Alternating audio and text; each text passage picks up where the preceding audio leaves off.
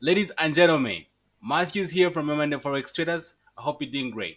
So in this video, I'm basically going to talk about the things that I wish I knew before I started trading and something that you can do how to avoid all the pitfalls that you can actually avoid in in the trading industry, right? So I'm going to speak about myself. If I knew what I know now, what things would I concentrate on going into this industry? All right. So stick around for the rest of the video if you are interested in actually knowing about that. Today I have no agenda and just want to talk to you guys and probably talk to someone out there who might be in the situation that I was in the past, right? So let's see what we can do with that.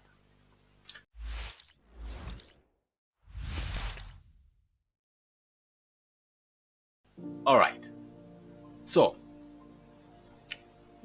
if you're just new to trading, if you just found out about trading, most of the times, depending from where you hear it from, it can be so mesmerized that you think that you can just learn how to do one or two things and then you'll be able to download money on the internet, right? That's how most people make it seem like.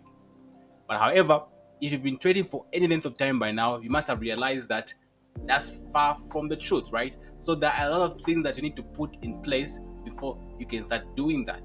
And that doesn't come easy. I know it's very tempting to actually think that you can actually make money right now, right? So tempting because you see people making money, you see people posting charts, uh, all that lavish lifestyle and all that. But there's work that was done before that was happened, but before that came into play. There's a lot of sleepless nights of really intense hard work behind all that success. So if you are just starting out, what are you supposed to concentrate on, right? What are you supposed to focus 90% of your time and everything?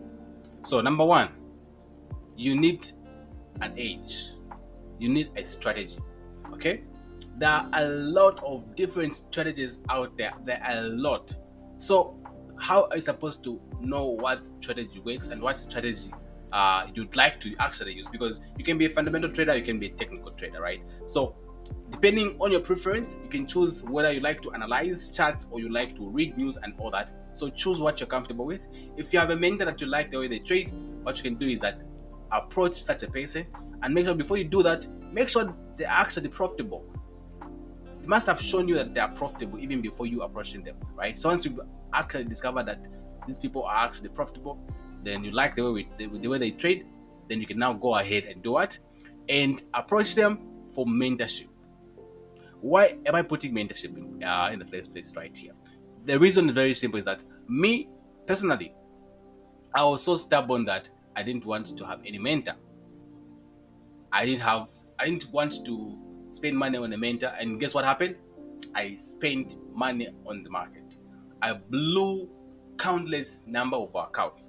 If I can remember very well, I before I became profitable, I blew about $3,500 in accounts. Right, that was just me blowing accounts, and you won't even realize it because you'll be depositing a $200, you blow it. You deposit $100, you blow it because you see people posting their screenshots of flipped accounts. Therefore, we want to do that as well. Therefore, I found myself in this cycle of doom, right? The cycle of me repeatedly depositing an account into the account and blowing it, depositing money into the account and blowing it, and it was always $200, $100, $50, just like that, because that kept on happening. And then guess what? The moment I sat down, I was like, okay, let me see what is happening. Let me see how much money I've deposited into this account. Guess what? I was shocked, right? Because I had gathered, if I had saved up that money and probably maybe paid even maybe a less of amount to a mentor, I'd have saved all that. So a mentor is someone going to prolong your account, but to prolong, I mean, reduce and shorten your learning curve. If you don't do that, you end up blowing several accounts, and then you come to realize that, like, I should have just had a mentor. That was going to save you a lot of money. But you have to be aware, right? You have to be aware of the kind of mentors that you approach. There are a lot of scammers out there. There are a lot of scammers on the market. On YouTube, on Telegram, on Instagram, there's a lot of them everywhere. So you have to be very careful whom you approach, right? The mentor that you're supposed to approach must have shown you the process. They've proven to you the process. They've shown to you via their free videos, and you like the way they trade. And another thing which is important, yet most people don't even talk about it, is losses. Because if you've seen our channel, we actually talk about losses, because losing in the market is an inevitable part of trading. Therefore, you should know how to lose. And if a trader out there says they have a 90% win rate and they never lose, run, my friend, run, because that is very, very unlikely, because all traders undergo losses, and losing is so a normal part of trading. So understand that one before you actually approach any mentor, and before you actually pay anyone to actually mentor you. Make sure that they've proven to you that actually they have a strategy with a proven age. And once you have that figured out, you have to know risk management, right? Risk management is so important, because you can have the right strategy. If you don't have proper risk management, you can't make money in the market, because you can win 9 out of 10 trades, and that one trade that you over risk, that you over leverage, that's the one that's going to take you out. That's very sad, and that happens most of the times to most people that don't use risk management. So have a risk management plan. Tell yourself, how much are you supposed to be risking per trade? For me, I always recommend 0.25 to 1% maximum, right? If you're trading a funded account. If you're trading your own account, 1 to 3% per trade, especially if you're trading a smaller account, right? So find your sweet spot. What are you comfortable with? All right. So find what you're comfortable with, and then do with that. So make sure it's between 0.25% and 3%. If you're trading a funded account, you'd be risking between 0.25 and 1%, especially if you're trading our strategy with higher risk reward ratio, which tend to have a lower win rate. If you're trading a strategy with a higher win rate with a lower risk reward ratio, yes, you can risk maybe 1% to 2%. But if you're trading a strategy with a lower win rate and a higher risk reward ratio like ours, you have to use at least 0.25 to 0.5% or maximum 1% per trade. Yeah. So make sure you follow that religiously. Every time you take a trade, ask yourself, how much am I willing to lose on this particular trade? And make sure you're comfortable risking that amount every time. Okay. Another thing that you're supposed to do is always use a position size calculator. All right. Use the position size calculator that tells you how much you are risking at that particular time. Calculate nicely on how much money you are risking on that particular time. How much money are you willing to lose on that particular trade, so that you avoid over leveraging and getting anxious once the market starts to go against you. That's not good. You're supposed to know in advance that, okay, I'm on this particular trade, I'm risking this amount, and I'm okay losing at this amount. And that's supposed to be done even before you enter a particular trade. That is crucial. That's very, very important. So the key is to be consistent with the risk management. Be consistent with that. Don't risk 5% today, tomorrow risk 0.5%, then the other day risk 1%. That's not consistent. So choose the risk that you're comfortable with. If you have one setup like we do, just choose one risk parameter that you're comfortable with, and stick with that in all your trades. That's going to save you a lot. All right. So if it's 1%, make sure you're risking 1% on all your trades, because you have a setup. You only have one setup, so that's very important. And then once you have this strategy and the risk management, once you have those figured out, now you face biggest of the monsters, which is trading psychology. So trading psychology will teach you, forex trading will teach you more about yourself than anything else. It will teach you on how you respond to pressure, how you respond to stress, right? It will show you all that. It will actually review itself to you. You're going to review yourself to you. I know it sounds funny, but it's true. So it's adversity introduces a man to himself. So forex trader is going to introduce you to yourself. So how do you handle pressure? How do you handle your emotions? How are you going to handle that trade when the trade is going in against you, when the trade is going in your direction? How are you going to cut the winner quickly so that you just secure that's more profit, and so that you relieve the pressure, you relieve the pain, or you're going to let the trade run. So if you choose to cut the winners short, you are less likely to be profitable because you'll be getting full losses, and then your winners are not going to be enough to cover up those losses when they come. So make sure that you follow your strategy. All right. So for you to be able to actually let the trade run, that requires a lot of discipline and willpower and patience. So as a forex trader, you need to develop patience. You need to develop discipline and strong willpower to know how to follow your strategy. If you don't do that, most of the time you can't make it, because forex requires you to actually be that kind of a person, and that's why 95% of traders keep losing money in the market. So there are a lot of things that you can do in order to enhance your trading psychology, how to actually manage your emotions.